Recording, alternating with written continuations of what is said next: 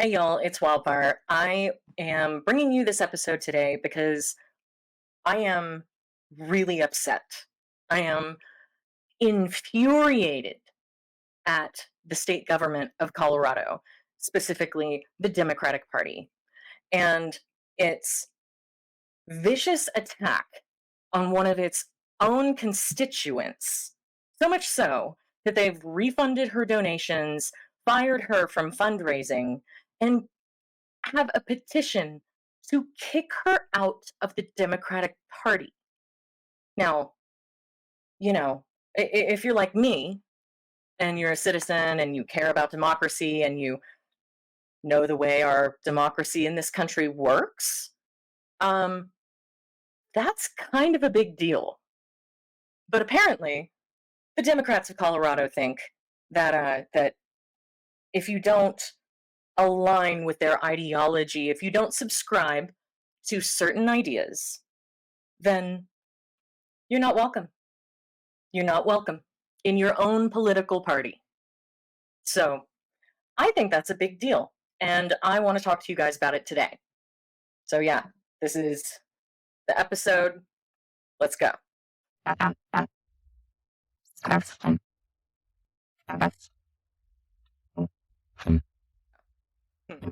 So, this story is about a woman named Ellen Danick, and she is a Denver resident.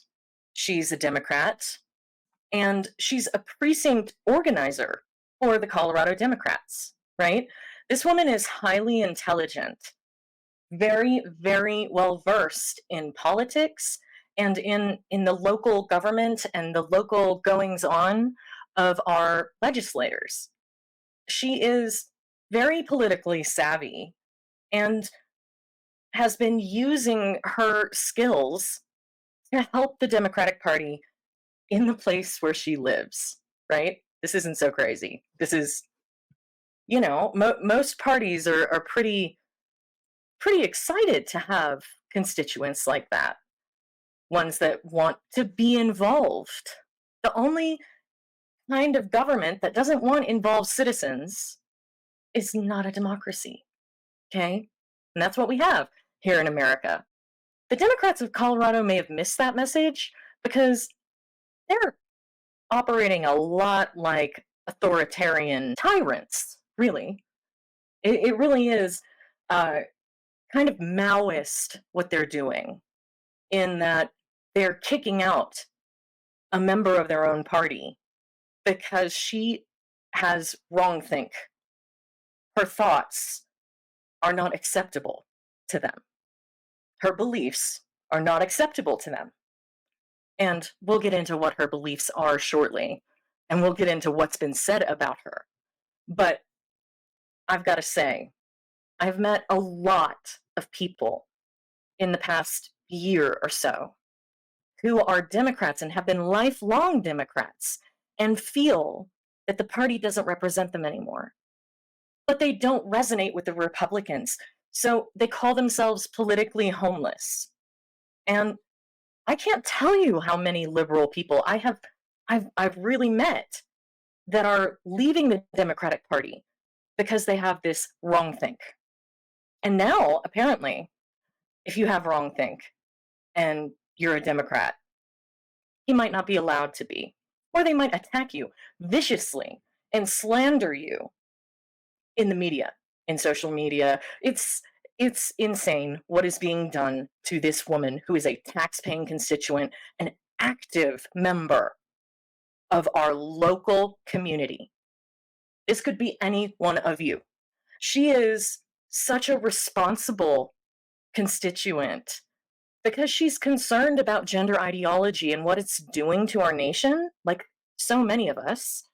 She has created a database of all of the upcoming gender-based laws in Colorado because the stuff going on here is truly medieval. These laws are unconstitutional. The way that they're being passed is unconstitutional. The way that they're silencing constituents that come up to testify is unconstitutional. They really are operating like tyrants. So She provided a database where you can see all of the laws that are coming up, when you can testify for them, and also all of the representatives' emails so that you can write your representatives. These people represent us in our government. They are supposed to care what we think. They are not supposed to chastise us. And they're certainly not supposed to publicly burn us at the stake and call for us to be kicked out of our own political parties. This is enraging. This is unacceptable. And if you think it's acceptable, you don't deserve to live in America. So let's look at Ellen and the way that she is being treated by the Democratic Party of Colorado. Yeah, let's do it. The way that this all got kicked off was that Ellen, as a very involved constituent, she became concerned recently about gender ideology. And she started to really engage with the local government. And she realized that the Democratic representative in the state house of her district is a man named Tim Hernandez. And he is a member of the Democratic Socialist Party of America. So, socialism, in case you don't know, socialism operates under the idea that private ownership should be eliminated. Everything should be communal. So basically, when you hear, I think it was the WEF guy, oh gosh, what's his name? Satan? You know who I'm talking about, the World Economic Forum, when he said, "You'll own nothing and be happy about it," that's a socialist statement. Okay? So socialism is all about pooling everything together and your own independent achievements, success, property, money, all of these things, they're not yours. They go to the collective. And if you look at history, socialist governments, socialism doesn't really work well. It's ruined just about every country that has adopted it. But so Tim Hernandez, her local representative, is a socialist, and he's also he's a real piece of work. Let me just say that. So she looked at him and she said, "This guy is radical. I don't agree with him. He doesn't represent my views, and he's my representative. And he's also, like a lot of the members of the House of Representatives in Colorado, he wasn't he wasn't elected. He was appointed, right? So there aren't enough people running in Colorado, and we're getting appointees that are insane. So this is another reason that the work that she does to try to get other people involved in local government and engaging them in the process is so important, because a lot of us don't do that, and then laws get passed that govern us that we have nothing to do with and that don't reflect our values. Okay? So this is a very responsible resident, a very responsible citizen who's trying to engage with her local government. And when she saw that Tim Hernandez didn't meet her own value system, she decided to look at his opponent. Okay, I'm going to read you a little excerpt of a statement that Ellen shared with me that she wrote. "I thought, this guy doesn't align with my values. I need to pay more attention to who's representing us. I met with Cecilia Espinoza, his opponent. While we disagreed on many things, including gender, which I shared with her in the context of my support for DIAG. DIAG is an organization that Ellen got involved with as a Democrat, and it's called Democrats for an Informed Approach to Gender. I'm going to share all of the various links and sites for you because they're going after this organization as well as a vicious transphobic, anti-trans hate group, and demanding that they stop using the word Democrat like it's, copyrighted, right? This is, I can't believe this is happening in America. But this organization, if you look at its website, it says shifting the narrative, exposing the failure of gender medicine, like all of these studies that we're seeing and all of the harms, and the fact that other countries are rolling back on this. This is not a hate group. This is completely reasonable. And it's trying to get Democrats to engage with this topic and to represent their constituents, their members, their party members that don't go along with this. This is totally reasonable. I met with Cecilia Espinoza, his opponent, while we disagreed on many things, including gender, which I shared with her in the context of my support for DIAG. She was not as far from my values as Representative Hernandez is, so I enthusiastically supported her. On Saturday, I hosted a small meet and greet for Espinoza at my house. She found a candidate that she supported, and she hosted a fundraiser for her. This is a really good constituent. This is the kind of person that parties want, right? I hosted a small meet and greet for Espinoza at my house, and we discussed this week's events. Again, we disagreed about gender ideology, as adults can do on a variety of issues. On Monday, an official with the Denver Democrats, so the meet and greet was on Saturday, and on Monday, an official with the Denver Democrats, Adrian Felix, joined a trans activist in posting the invitation to the event on social media. This is after it happened. The posts were full of slurs about my alleged transphobia, and were asking, why would Espinoza accept support from me?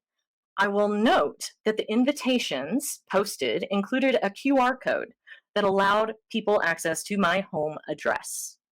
So they essentially doxed her as they were slandering her and subjecting Cecilia Espinoza, Hernandez's opponent, isn't that convenient, with guilt by association of somebody that has wrongthink. Okay? And Espinoza knew Ellen's views on gender, and they disagreed. And reasonable people can disagree. So it wasn't a big deal. So this trans activist and Adrian Felix, who's an official with the Denver Democrats, decided to start freaking out about her, slandering her name, calling her transphobic, and just creating a huge hubbub. Espinoza's response to this behavior from an official with the Denver Dems, she called and fired me as a donor and supporter. So, yeah, Ellen's money is no good to the Democrats because she doesn't think the right way, right? Kind of gall is that? Then on Thursday, an article came out on a small website about the race between Espinoza and Hernandez, an article in which I featured prominently. We're going to look at it. Full of the familiar slurs, the piece painted me as a devil out to harm all trans people. Allegations, which of course the facts don't support, and they don't.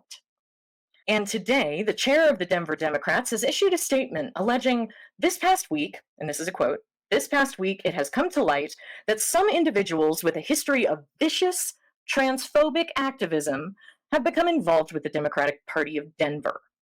Of course," and end quote, "of course, in the passive-aggressive style I knew so well from being a lifelong Democrat, some individuals were named, not me, Ellen Danik. Based on the number of people who immediately contacted me upon seeing the statement, I'm not the only one who connected the dots." So they didn't say her name, but it was pretty obvious who they were talking about after all of the craziness. Furthermore, the statement called out DIAG before repeating the same tired, unsupported, and irresponsible tropes about the suicidality of gender-distressed kids. And we do know that that is, not only is it morally reprehensible to be using that emotional blackmail on people, it is not supported by data. It is irresponsible. Because I know I lost my senior year of high school, I lost five friends to suicide. And one of those was was my boyfriend, my high school sweetheart. I lost to suicide. They were all about 2 to 3 months apart. It's called the suicide cluster, and they happen because suicide is suggestible. That's why there are strict standards of how journalists are even allowed to report on it. Okay? So it's not only untrue that people that object to gender ideology are responsible for these suicides of children, it is actively putting that idea in their heads. So if the blood is on anyone's hands, it's the people making that statement. And they've made it against Ellen, they've made it against all of us. Don't accept it. It's not true. And it's evil. Evil to do. Back to Ellen's statement. I'm a precinct organizer in the Denver Dems. But today, with no notice or process, I appear to have been locked out of the official Slack channel. I am not an expert on the Denver Democrats bylaws, but I suspect that slandering a volunteer via social media posts, providing a link to her address along with cutting off access to the party's resources might violate them. It'll be fun to take a look. I agree. I think that the Democratic Party should be held responsible for this because this is egregious. This is truly insane what they're doing. So now we will look at some of these actual statements from the Democrats, and you will see how they are absolutely slanderous, libelous, untrue, and extreme. They're burning one of their own voters at the stake right now. And it's outrageous. The first thing that we're going to have a look at is this article in the Colorado Times Recorder. All right. Allegations of bigotry rock the Denver Democratic primary. This should be fun. Campaign fundraisers for down ballot offices like state representative, are not usually newsworthy affairs. Since when? They do not attract big ticket speakers or high dollar contributions, and they almost never generate any significant discussion among either voters or activists. They are a necessary chore of running for office. They occur and are then forgotten. See, the Democrats really, really, really would prefer that people don't get involved. Just forget about it. It's fine. While all your rights are taken away. A fundraiser held last weekend to benefit a candidate in one of Denver's most contentious Democratic primaries. I thought that they were forgettable. They're contentious? Okay. Is upending that pattern, though, and roiling the contest for the future of Northwest Denver's House District 4. The district is currently represented by Representative Tim Hernandez, who was elected to the seat by a vacancy committee last August. The first member of Generation Z to hold state office in Colorado. That's something to brag about. Okay. Hernandez is no stranger to controversy. No, he's not. A well-known local teacher, as I understand, he was fired. An activist, local outlets were referring to him as outspoken and a firebrand long before he held office. They're calling her the radical? Okay. But the fundraiser-based controversy emerging in the district is not about Hernandez. It's about his opponent, Cecilia Espinoza. A retired appellate, I think I put the emphasis on the wrong syllable. Okay. A retired appellate judge and law professor, Espinoza has been a familiar face in the Denver Democratic Party circles in recent years. She has served on party committees and has been the captain for House District 4. Now she is running to represent the district that she helped organize when she was volunteering for the party. This primary is not Espinoza's first run for the seat, though, nor is it her first face-off against Hernandez. When then Representative Serena Gonzalez Gutierrez, who's another character, vacated the seat last year after winning election to Denver City Council, both Espinoza and Hernandez ran for the vacancy committee election. In the final tally, Hernandez won 39 votes to Espinoza's 27. With the election for a full-term seat scheduled for 10 months after the vacancy committee, Espinoza regathered her efforts and declared her candidacy. She will face Hernandez in the June ballot. Okay. And then it has a map of where the district is. Okay, here we go. It was in that context that Espinoza's campaign accepted the help and support of a Denver woman named Ellen Danik. Last weekend, Danik hosted a fundraiser for Espinoza. When a flyer for the event started circulating online on Monday, though, eyebrows were raised. People recognized not just from her work as an online anti-trans gadfly. What's a gadfly? Anyway, but from her appearance at the state capitol to testify against trans-friendly legislation. How dare she? How dare she object to the laws being proposed in her state? How dare she interact with her government if she disagrees? Please. To testify against trans-friendly legislation, an appearance which occurred only one day before the fundraiser she hosted for Espinoza. I'm also going to show you some footage from her testimony, and you can tell me if she sounds like a crazy activist, radical, anti-trans, rabid human, just you can tell me if that's how she sounds. Okay, we'll look. All right. An appearance which occurred only one day before the fundraiser she hosted for Espinoza. Now, prompted by the news that Espinoza held a fundraiser hosted by an anti-transgender activist over the weekend, some local Denver Democrats, who are trans activists, but they're not using that word for them, are they, are speaking out about what they see as just the latest occurrence in a long record of discriminatory comments and behavior by the candidate. Very dramatic, very dramatic. Ellen Danik has an eclectic work history from management consulting at McKinsey and Company to owning a bakery to I'm going to highlight this. Okay. To full-time unpaid transphobia. Yeah, okay. The 54-year-old Denver resident and political activist is also a precinct organizer for the local Democratic Party. But Danik's involvement in politics and with the Democratic Party is a recent affectation. According to the publicly available voter registration information, Danik registered as a Democrat in January of this year. Like many other people before that, she was registered as an independent. Okay? There are lots of people that are registered as independents for privacy reasons. She has been a Democrat, and she's invested in the Democratic Party. So much so that instead of leaving it, she's been trying to change it. She has been trying to engage with people in the Democratic Party, to talk to them about gender, about what she is so worried about, so that she can make changes in her community. This is not crazy. This is a responsible person. Anyway, okay, so she just registered as a Democrat officially. With the exception of 2 occasions, both this year, she has testified in opposition to trans-affirming legislation at the state capitol. Yeah, like the one that they're talking about that happened the day before the fundraiser. That one was about identity laundering for felons with gender feelings to make it just a blank slate for them to change their names.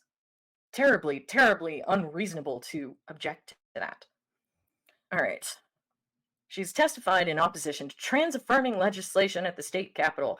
The vast majority of Danik's political activity has occurred on the website formerly known as Twitter, X, where she constantly posts about the only issue which seems of interest to her, opposing the existence of transgender people in society.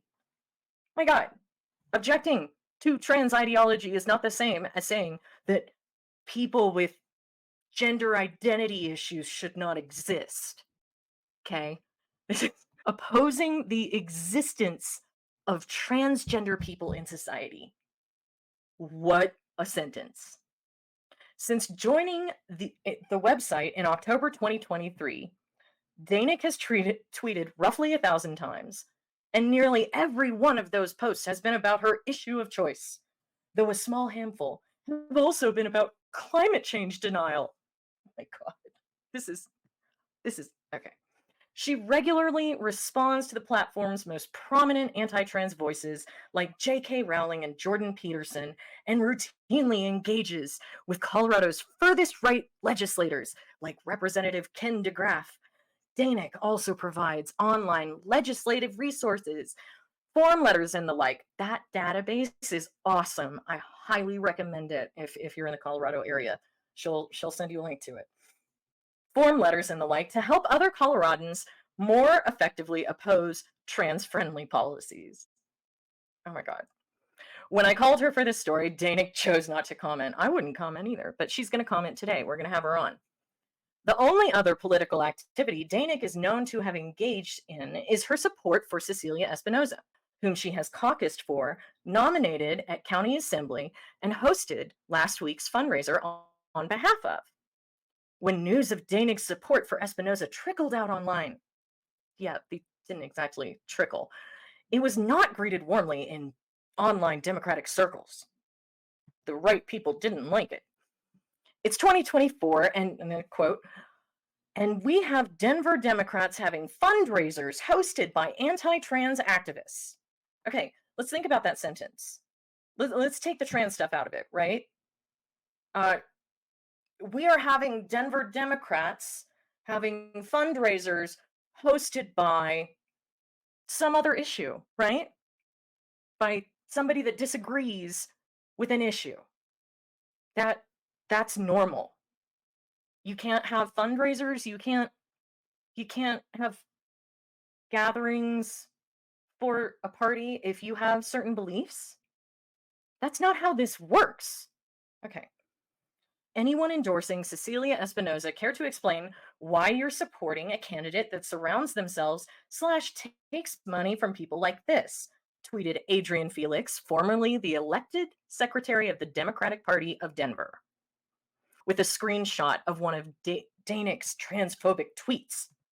We'll look at her Twitter. It is not, oh my God. They're talking about her like she's Hitler or something. She doesn't have a tiny following, but it's not a significant following. She doesn't, my Twitter is way, way, way more active and reaches more people than hers. So this is, but according to them, I should probably be in jail or something.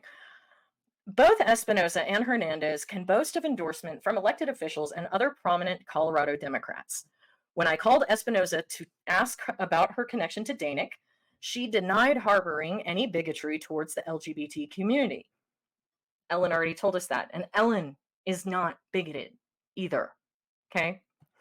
She says that she officiated the wedding ceremony for a pair of gay neighbors some years back. Before that, she campaigned against 1992's infamous Amendment 2, which prohibited the state from enacting anti-discrimination measures to protect gay, lesbian, and bisexual Coloradans. The initiative temporarily earned Colorado the nickname the hate state in national media. So, Espinoza, she's obviously not anti-LGBT. Like, the problem is that being trans has nothing to do with sexual orientation. It really shouldn't be attached to LGBT, but that is my opinion, and the opinion of many homosexual people these days. All right. When I was a law professor, this is a quote from Espinoza. When I was a law professor back in the 90s, Amendment 2 was around. We levied the whole anti-Amendment 2 fight as law professors, she told me. That was my first public foray into standing up for the LGBTQ community, end quote. Espinoza's campaign website also declares her support. Attacks on our LGBTI plus community from the right wing are disgusting and dangerous. Conflating this with homophobia is truly, it's bad reason, bad logic. It doesn't make sense, and it's a goalpost shifting mechanism. It is not applicable to this. All right, are disgusting and dangerous, she wrote, adding that she supports legislation that protects gender-affirming care, strengthens our hate crime laws, and gives resources to the LGBTQI plus youth who face discrimination and isolation. Yeah, like letting our children change their names in school and not telling the parents. That's going to the governor's desk. Good job.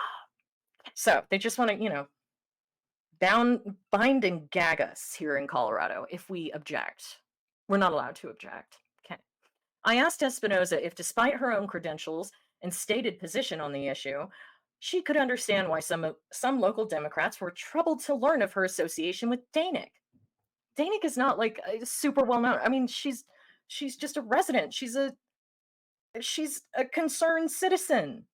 This is insane. Quote, I struggle with this, she told me. I can take personal responsibility for any position that I have, but I can't vet and take personal responsibility for every person that expresses support for me. That's a logical statement. And she did know. She had conversations with Ellen prior to the fundraiser. So it's not like, oh, I had no idea. Like, she knew. They disagreed. And they were okay disagreeing. This is, you know, it is true, to Espinoza's credit, that unwanted hangers-on may have plagued many campaigns, and that candidates are not necessarily responsible for what their supporters do, say, or believe. Yeah, because we have freedom of belief as a human right in America. We can believe what we want, and our government parties are not allowed to tell us what we're allowed to believe. Okay? So if the Democrats are in power, they're not allowed to mandate our beliefs, which is what they're doing. They're saying, you can't be in our party if you don't believe what we want you to, about a specific group of people, which, we call that situation royalty. If you're not allowed to speak or feel a certain way, or, having a group that's above the others, that's beyond reproach, that's beyond, that's royalty. That's a priesthood. That's not equality, okay? It is equally true, though, that voters are likely to judge candidates based on their associations. When we initially spoke on the phone, Espinoza did not seem to view that as fair, because it's not. Ellen approached me about becoming a delegate to attend caucus and supported me through the process and offered to have a fundraiser. Did I vet every position that she had in her life? Or was it my responsibility to do so? I don't think that was something I had to do to talk to people who were supporting me. Reasonable. Again, this is true. Espinoza did not vet every position that a supporter has ever had in their life. The difficulty with applying this standard to Danick, though, is that her virulent transphobia is not just any position that she has held at some point in her life. It is virtually the only position about which she has been outspoken, and she has built a sizable portion of her identity around it. Danick described herself just last month as a full-time gender crank. Just, we're outspoken about positions that we care about. Often it takes something that we care strongly about to make us outspoken. That's why I came to Twitter. That's why I built my platform. And on Twitter, if you build a platform around an issue, you speak to that issue. If you have an Instagram, or we use social media to build platforms to speak about certain things. And we are allowed to be passionate about things that we object to. Ellen is not crazy for being concerned about this. Plenty of people are concerned. She is very passionate. And she is not virulently transphobic. This is crazy. Okay. Espinoza was the first source I spoke to for this story. After I called other sources in the Denver Democratic Party circles, and word got around to individuals known to have had difficult relationships with Espinoza had spoken to me, so this is a hit piece. Espinoza called me back. In that longer and more substantive conversation about these issues, Espinoza spoke at length about her support for the queer community, denounced Danick. Denounced her supporter, who she was aware of her stances. She hosted a fundraiser for her. She denounces her, and told me that she had returned the money that Danick contributed to her campaign. Yeah, I have the receipts, both the Democratic Party and and Espinoza returned Ellen's donations. So if you don't agree with the, you know, Democratic Party, if you hold any wrong think beliefs, then they're too good for your money. So you might want to keep that in mind, Democrats. That's they're too good for your money. They don't want your money. They I don't think they should have your vote either, or your registration. I think that the Colorado Democratic Party, and the Democratic Party in general, deserves to be abandoned. I seriously call on anyone who is upset about this, even if you don't feel the way that Ellen does, this is unacceptable. The Democratic Party really, they don't deserve your vote. They don't deserve your money. They don't deserve your support. This is not democracy. Okay. So, she returned the money that Danick contributed to her campaign. I had no knowledge of how hateful her tweets were, Espinoza told me of Danick. Subsequent to your call and really looking at where Ellen is coming from, I just want to make sure I'm clear that I do not believe that anything she is saying is appropriate. I do not believe in hate, and I think that it's important to make sure that we are protecting trans individuals. Okay, everybody is free to believe what they want to believe. Transness is a metaphysical belief. It's self-declared, right? And it's unfalsifiable. So if I say I'm trans, how can you prove I'm not? You can't. Okay? So that means it's an unfalsifiable belief, which means it's a faith claim, which means that our government, which is supposed to base laws on secular reality, which is the only fair thing to govern because it's shared, our government is mandating beliefs. And those beliefs, everybody can have whatever beliefs they want. Freedom of religion, right? First Amendment. Everybody is free to have the beliefs that they want to, unless it infringes upon the freedom or harms another equal citizen, right? Like women, like kids, like parents. Okay? So Ellen's objection to this is not crazy. The government is mandating our belief systems. They are forcing us to believe in something that cannot be proven and to sacrifice our rights and our safety in order to do it. This is rational. This is reasonable. This is logical. Okay? I'm protecting trans individuals. In statistics, trans individuals are just about the safest group that you can be a part of. Who's getting obscene amounts of violence and getting killed in the thousands everywhere in the world. I think she raised, this is quote, I think she raised, she asked me about my position with regard to trans rights, and I told her from the very beginning that I supported individual rights. Espinoza said of her interactions with Danick, and her statement to me was, well, I think we disagree on that issue, but I support you on other issues, and therefore I want to support you. That's as far as it went. It's as far as it needs to go. They're both allowed to believe whatever they want. She did not affirmatively disclose to me the nature, the length and nature of her hate. Hate and concern are two very different things. Anger and hate are two very different things. Disagreement and hate are two very different things. Okay? She did not affirmatively disclose to me, what did she think? Like, I hate trans people. Like, no, this is so stupid. And so I did not know that that until all of this came out. I'm pretty sure that the most strongly worded opinions on Ellen's Twitter page are things that she's retweeted that I've written. Anyway, when I contacted the Hernandez campaign for this story, they did not comment on Espinoza or her association with Danick. But Hernandez reaffirmed his support for the LGBTQ community. Trans people are under attack in the state Colorado State Capitol and around the country. Trans people are running the Capitol. Okay.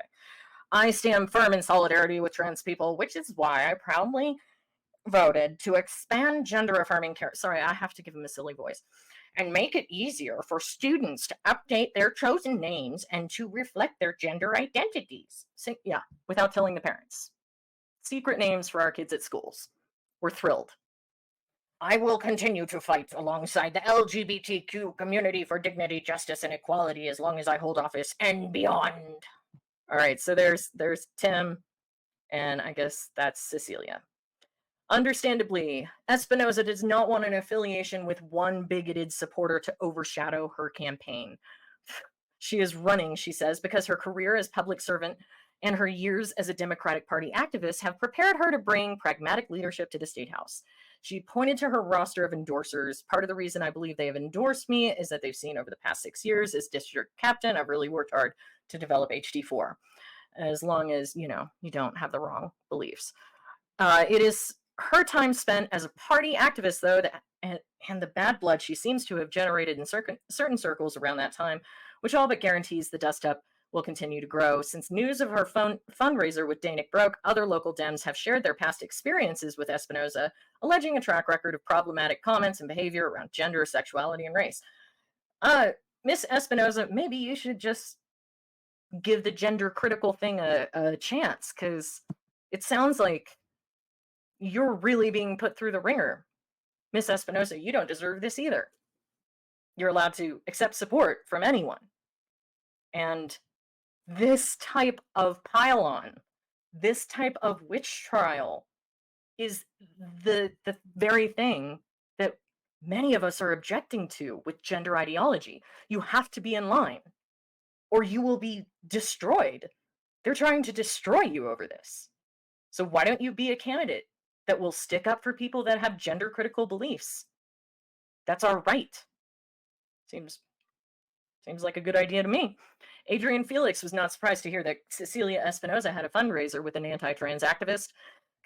In his role as the former party secretary, Felix, a gay man, says that he had a string of negative and anti-LGBTQ experiences with Espinoza. Felix alleged that when Espinoza was the local party's diversity and inclusion captain, she was hesitant to allow the use of pronouns on name badges, saying that she didn't want gender identity shoved in our faces. That seems pretty reasonable to me.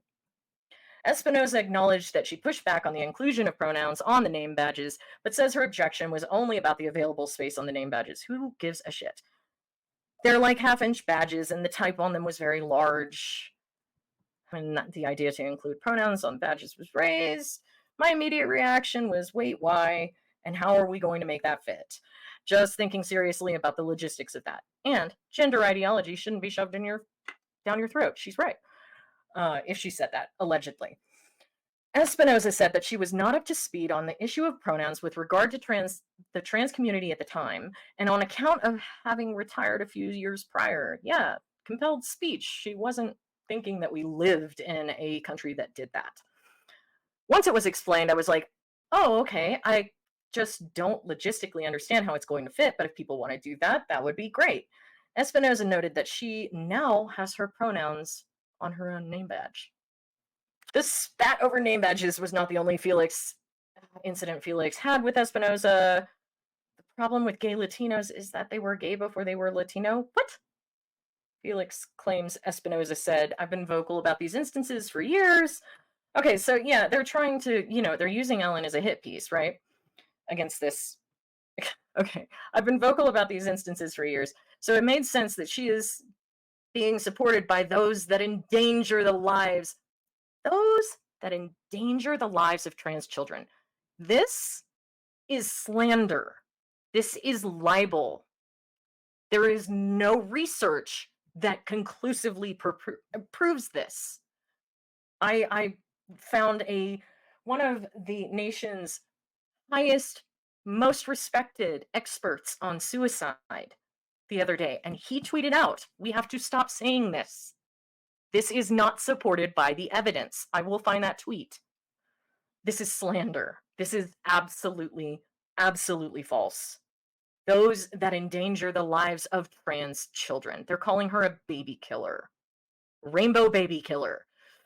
It's outrageous, particularly with a fundraiser for her campaign the day before Trans Visibility Day. Yeah, the day before Easter, Trans Visibility Day, Sunday, March 31st. Like, I'm sorry, there's a list as long as my arm of trans days, LGBTQIA days. There's literally a list that has like 140 days. We're not supposed to we're not supposed to talk about issues the day before any of them. I mean, they're holy days, you know. Oh, may gender ideology bless me. This is religious. No, the day before Trans Visibility Day, another Democratic activist who asked not to be named out of desire to avoid another Democratic activist. Look at this.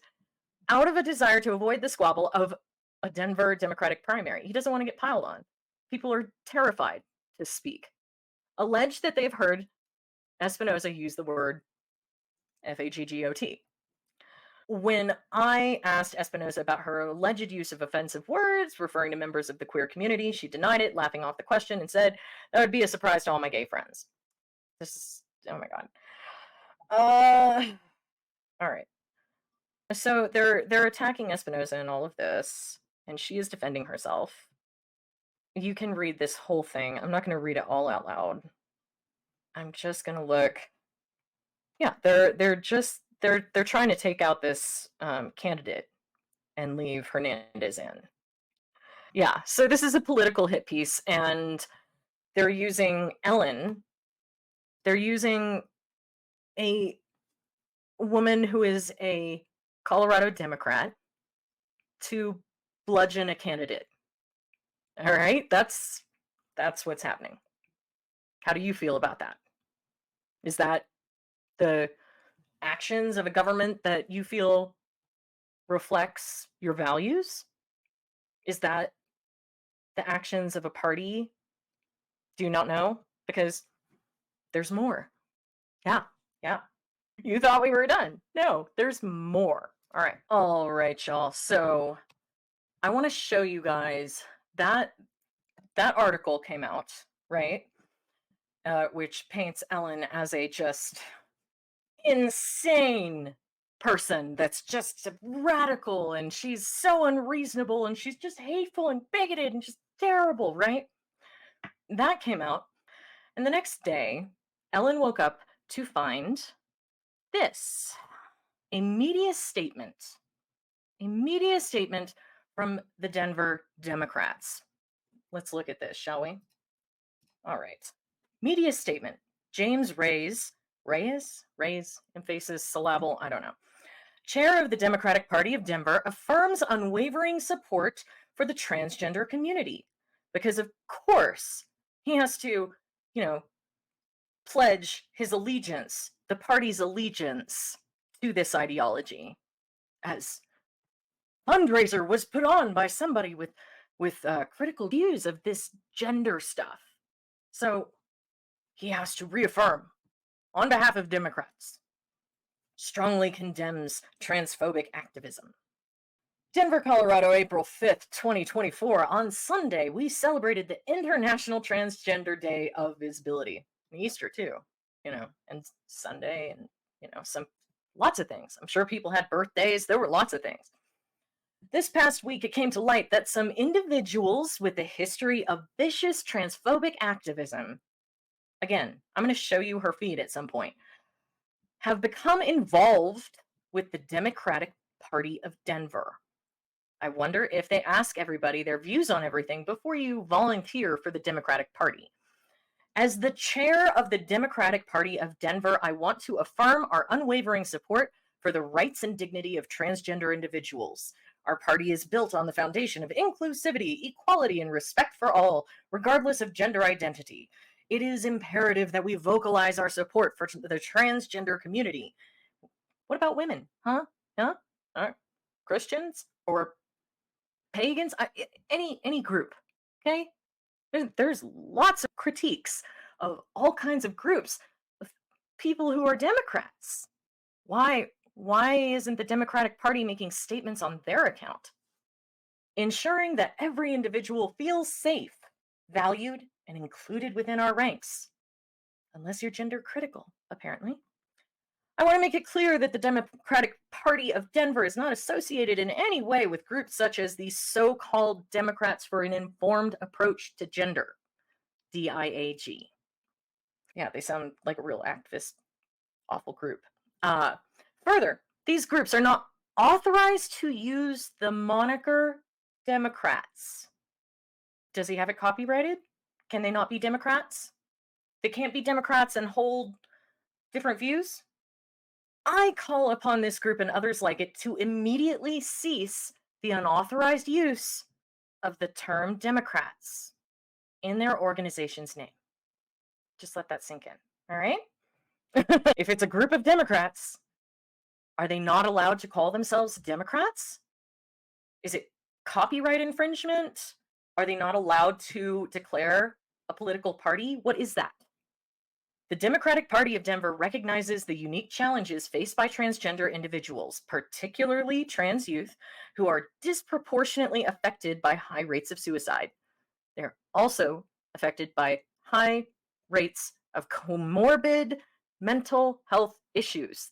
These things have been addressed. These things are public knowledge. The tragic reality is often exacerbated by anti-trans rhetoric. Again, they're saying that we're rainbow baby killers and exclusionary behaviors that have no place in our society, let alone within our party. Such rhetoric does not reflect the ideals and values of the Democratic Party, and we categorically reject any form of discrimination or hatred towards transgender individuals, but not against women. We understand the importance of creating safe and supportive environments for all members. All members. I don't know. Especially those from marginalized communities. It is our responsibility to foster spaces where transgender individuals can freely express their identities without fear of judgment or harm. The Democratic Party doesn't want you to judge.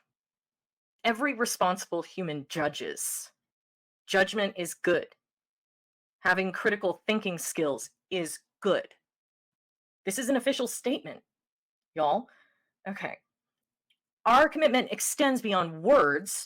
We are dedicated to implementing policies and practices that actively support and protect the rights of transgender people. Put simply, trans rights are human rights, and human rights are subject to trans rights, apparently. We're not just, he says, beyond words. We're not just using words. They're using policies and practices and laws that limit the speech, thought, and belief of American citizens. And apparently, if you're not okay with that, you can't be a Democrat.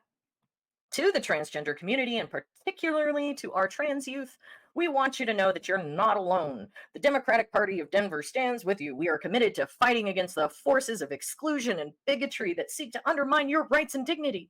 We pledge to work tirelessly to ensure that our party and our community are places where you can thrive and be your authentic selves, but nobody else can. In solidarity, we call upon the members of the Democratic Party of Denver and our wider community to join us in this vital effort.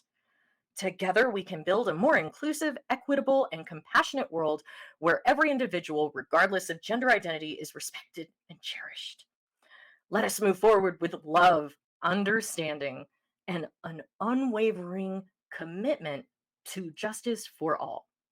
For all? The Democratic Party of Denver is proud to stand in solidarity with transgender community today and always. All right.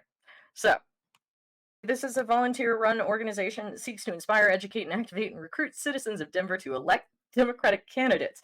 But you can't call yourself a Democrat, apparently, unless you agree with this dude. All right. So, that was one release. That was yesterday. Today, there's another one. I know, I don't usually do podcasts or anything this long, but this is huge, you guys, okay? All right. So, today, here we go.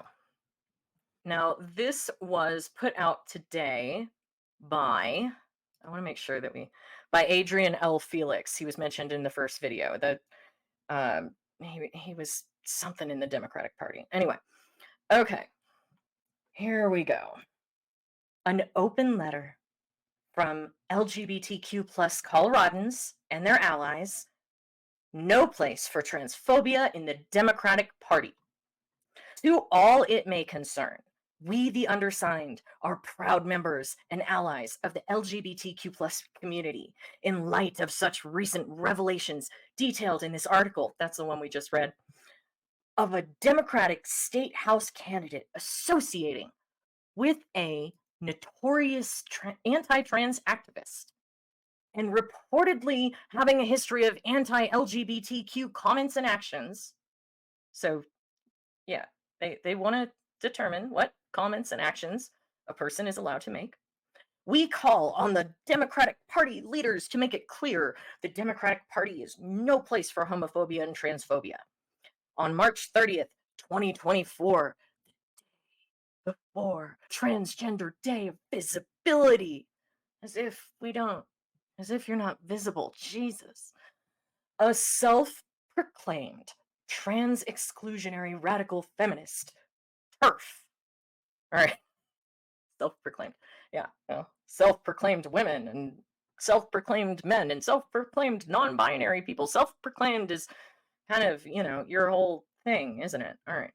Self-proclaimed TERF and leader in the viciously transphobic group DIAG, Democrats of Informed. What is it again? Democrats for an Informed Approach to Gender. It's not like Democrats against all things. I mean, it's not Democrats who want to, end the existence of trans people. It's Democrats for an informed approach to gender. Not exactly the Nazi Party. All right. Ellen Danik hosted a fundraiser for Democratic State House District 4 candidate Cecilia Espinoza. Danik is well known by LGBTQ Coloradans as an enemy. Look, Danik is well known by LGBTQ plus Coloradans as an enemy of our community. She regularly testifies against pro-LGBTQ bills, such as HB 240171 Tiara's Law, which isn't really named that. And I'm going to show you her testimony. You tell me if it makes her enemy material. And HB 241039 non-legal name changes. Yeah, the one that allows our kids to change their names in school and parents not be told. Yeah. She misgenders dead names and harasses. See, I feel like there's some libel here, and harasses beloved members of our community, including State Representative Breonna Titone. Okay, that is our trans identifying man who is one of our representatives. Now, if you want me to dead name and misgender him, yeah, I speak to biological reality, so he's a he, and his name's Brian Titone, and he also has been arrested in the past for domestic violence against his girlfriend. I'm getting those arrest documents as well. I'll share them when I do. But I'm just saying, woman, no. And her public-facing social media channels are a cesspool of anti-trans vitriol, including, here's another piece of libel slander, right? This is, I think Ellen should sue over this, including threats of violence against Coloradans, trans Coloradans. Ellen has not threatened violence towards trans Coloradans. That is defamation. This fundraiser isn't Espinoza's first partnership with Danik. The two have reportedly been close for some time, which is not my understanding. And Espinoza selected Danik out of thousands of Democrats within HT4 to be one of her nominators at the Denver Democratic Assembly this March. Such a close affiliation shows that Espinoza tolerates, if not shares, Danik's hateful views. We can't tolerate views, right? An unacceptable reality for a Democratic candidate. This is authoritarian. This is insane. We are also disturbed, if not surprised, that this fundraiser comes after a history of harm done by Espinoza to members of our Colorado LGBTQ plus community. As the article details, when serving as diversity inclusion captain of Denver Democrats, Espinoza argued against putting pronouns and on party name badges because she didn't want gender identity shoved in our faces, though she now claims that it was about the available space on the badges. This is so stupid. This is so stupid. Additionally, the article details that a number of LGBTQ Democrats, including the former Denver Dems secretary Adrian Felix, who posted this, have reported being the target of homophobic comments and derogatory language by Espinoza. All of this adds up to a situation that needs to be immediately addressed by both Espinoza and directly by the Democratic Party more broadly. This is why we, the undersigned LGBTQ plus Coloradans and allies, call for 1. Cecilia Espinoza to publicly acknowledge the harm done by and apologize to the LGBTQ plus community for her association with DANIC, to return any and all contributions received from DANIC and other anti-trans activists, she did that, and to vow to reject any future support from the above. Yeah, so you can't donate to a candidate if you hold certain views, if you have wrongthink. This is totalitarian. This is theocratic. This is... Anyway. 2. Cecilia Espinoza to publicly acknowledge the harm done and apologize to the LGBTQ plus community for other past anti-LGBTQ incidents. Has Brianna Titone apologized to women for committing domestic violence against his girlfriend? I mean, this is insane. Apologize for all of this, including her role in the name, badge, pronoun discussion. 3. All Democratic Party leaders and elected officials who have endorsed Espinoza to rescind their endorsement until and unless Espinoza fully complies with items 1 and 2 above to the satisfaction of the signatories to this open letter. There are rulers, apparently. 4. The Denver Democratic Party and Colorado Democratic Party to immediately remove Ellen Danik, a current HD4 Democratic precinct officer, from this and any and all other official positions or roles in the Democratic Party. Oh my God. And 5. The Colorado Democratic Party and Denver Democratic Party to publicly make clear that DIAG, aka Democrats, and they use scare quotes, Democrats for an informed approach to gender is not authorized to use the moniker Democrats and is not in any way associated with the Democratic Party. If it's made up by Democrats, it is. And to call upon this hate group to immediately cease and desist the unauthorized use of the term Democrats in their organization's name. You have to get authorization to say Democrat. Anyway, update. As of this afternoon of 4/5, literally hours before this letter began circulating, the Colorado Democratic Party and Democratic Party of Denver have both put out support statements on the matter. We just looked at the Democratic Party of Denver, including a full-throated call for DIAG to cease using the terms Democrats in their name. Together, we believe that these actions, while not exhaustive of the possible remedies needed, would represent a significant reduction of the harm done to the LGBTQ community in this situation. What harm was done to you? Nothing. Nothing. In solidarity, the signatory list is still information. These organizations, so that's fun. All right, and let's look at the Colorado Democratic Party. Here we go. I call on viciously anti-trans org Democrats for an informed approach to gender to immediately cease the use of the party name in Colorado. We echo at POTUS in saying that trans and non-binary members of our community, you are loved, you are heard, you are understood, you belong. Colorado politics. Here we go.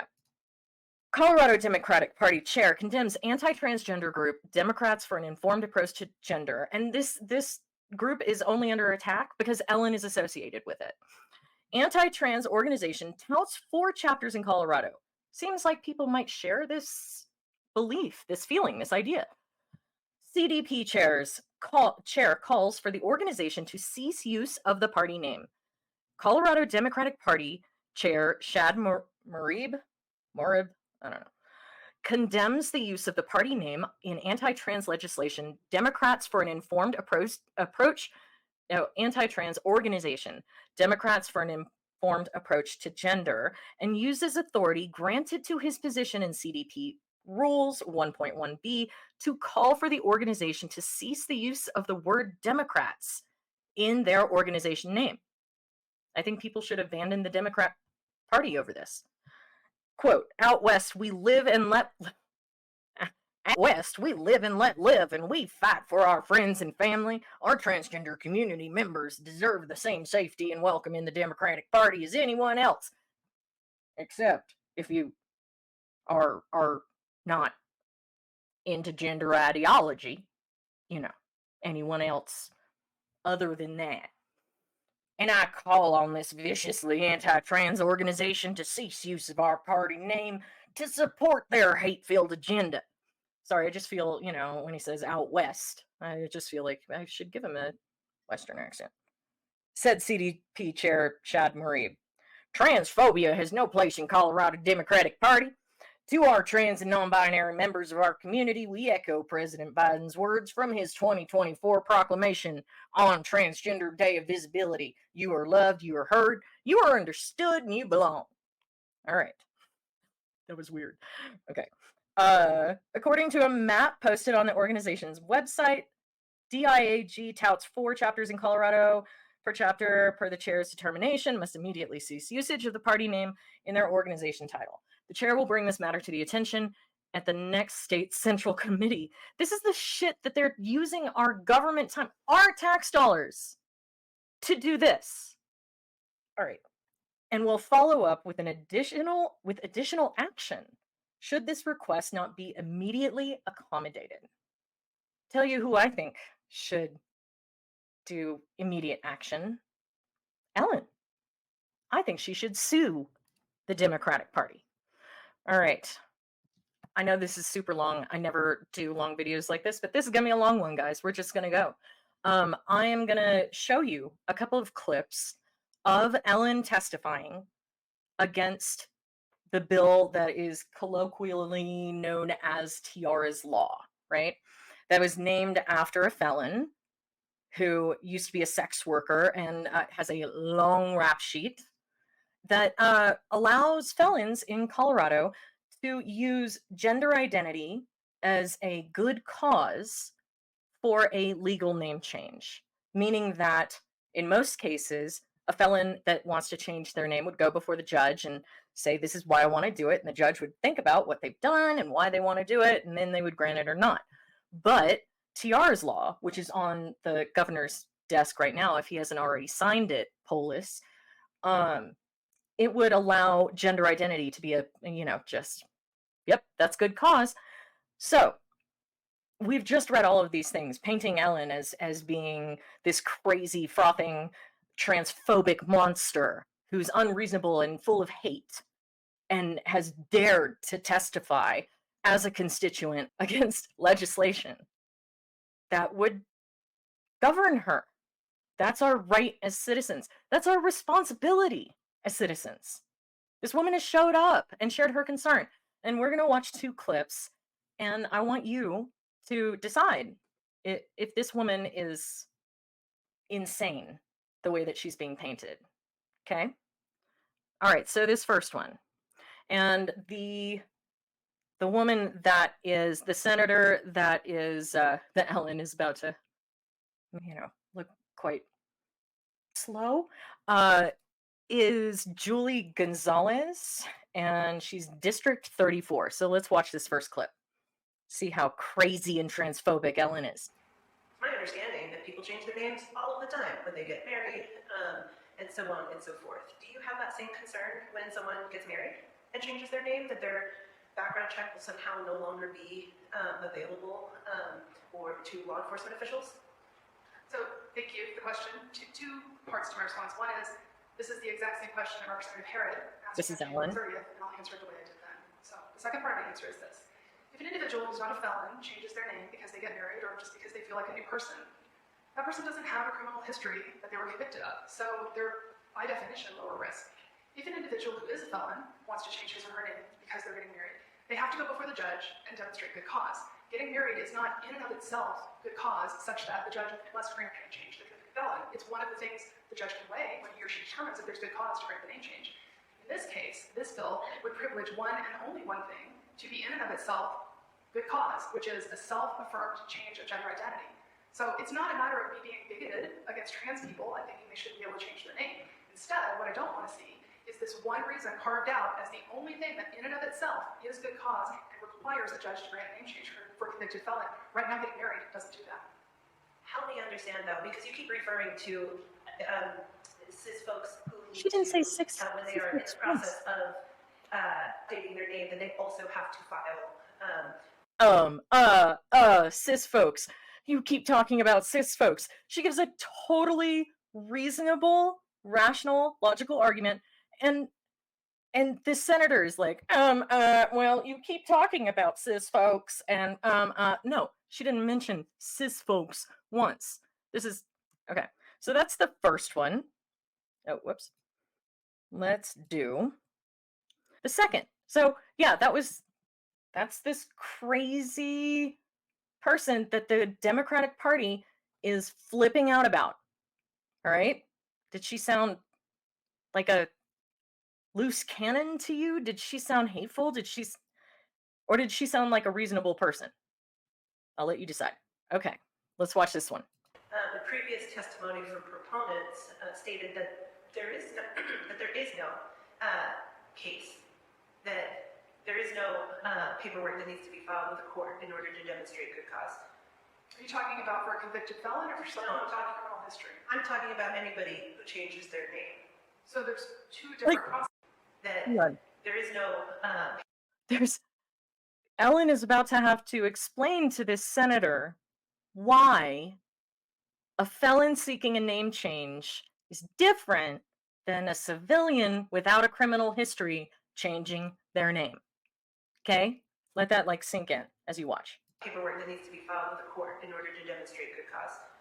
Are you talking about for a convicted felon or for someone without criminal history? I'm talking about anybody who changes their name. So there's two different processes. If you don't have a felony history, you go through the civilian process the way I did when I changed my name, and it's pretty simple. If you are convicted of a felony and you have a criminal record, you have to go before a judge and articulate why you want to change your name, and then the judge uses his or her discretion to determine whether or not good cause has been shown. I will tell you that my reading of the law and of this bill is significantly different from what the proponents have represented, and I think if you give it a close reading, you'll find that I am right. So disrespectful. What are you basing these assertions on? A close reading of the law and the bill. Do you practice in this area of law? No, I've been very clear that I am just a citizen who's concerned. And do you have you participated in any of these petitions or accompanied anybody to court for these good cause hearings? No, but we heard from an attorney from the Bread and Roses law firm via Zoom earlier who didn't seem able to answer any of the questions that either Senator Nickel or Senator Roberts asked. So if you're going to compare me to her, I'd say I've at least answered the questions I was asked. She did not.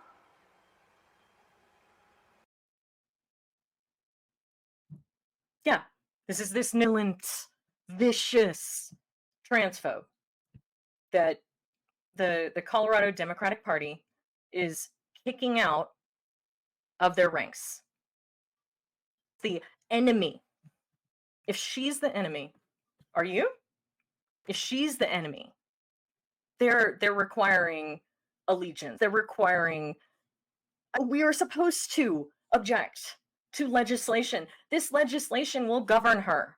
This is her senator, her state senator, who is implying that if she's not a lawyer, then she can't possibly have an informed opinion on this.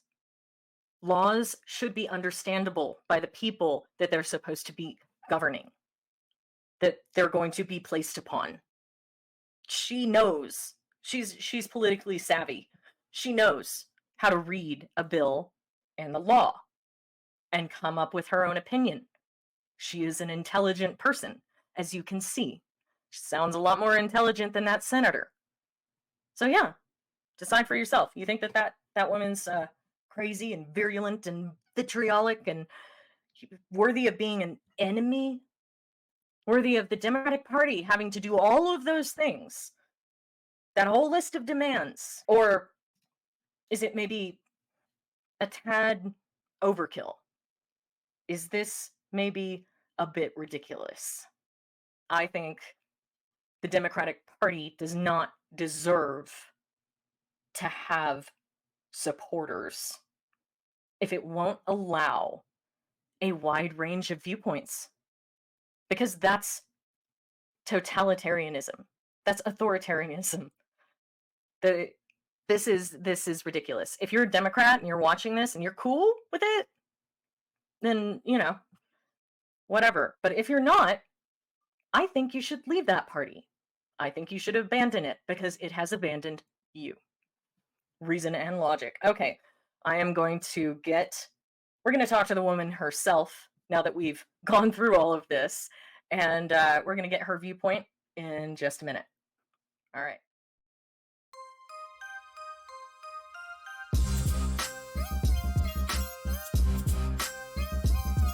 Right.